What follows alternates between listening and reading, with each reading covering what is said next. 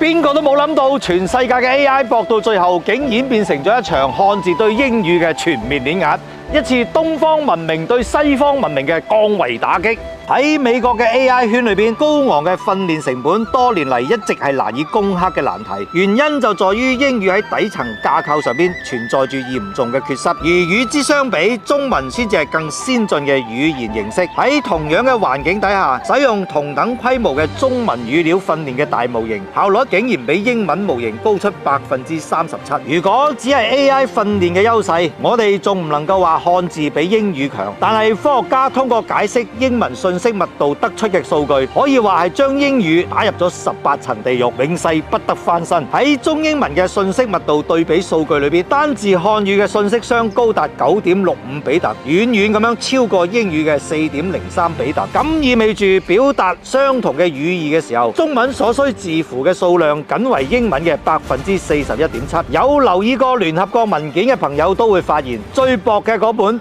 永遠都係中文版本，因為漢語有其他語言難以企及嘅簡潔明快。比如我哋嘅成語就好似一個中文壓縮包一樣。除此之外，美國斯坦福大學仲通過實驗證明，相比幾個字母組成嘅無數個英文單詞，漢字唔單止信息密度比英文大，如果熟練咁樣使用漢語嘅話，漢字嘅閱讀理解能力遠超英語。斯坦福神經語言學團隊借助磁共振成像技術發現，中文母語者喺處理語言嘅時候，大腦裏邊被激活嘅腦區比英語使用者少15%。呢種神經層面嘅優化，可以喺 AI 訓練過程中大幅降低 AI 嘅訓練成本。呢場由語言引發嘅變革，正喺度悄無聲息，卻又深刻咁樣重塑全球 AI 競爭嘅格局。OpenAI 為咗彌補佢英語模型嘅不足，不得不額外設計語義填充層，試圖縮小同中文模型嘅差距。而中國嘅科技公司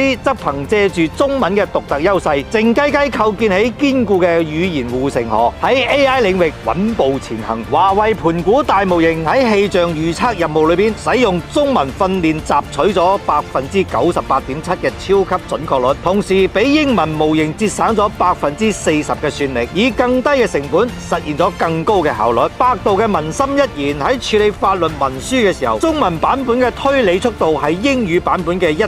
倍。呢啲差距唔單止體現喺技術參數上邊，更預示住世界文明維度嘅一次重大嘅跨越，展現咗中文喺推動 AI 發展方面嘅強大力量。當英語模型仲喺度為複雜嘅時態變形同埋繁瑣嘅冠詞搭配消耗咗大量算力嘅時候，中文大模型已經喺好似太極圖咁樣陰陽平衡、和諧統一嘅語言體系裏邊，揾到咗處理模糊語義嘅優雅方案。或者正好似易經裏邊所寫嘅咁樣，書不盡言，言不盡意。中文嘅留白藝術為人工智能嘅想像力保留咗廣闊嘅生長空間，使佢能夠喺語義嘅海洋裏邊自由探索，不斷創新。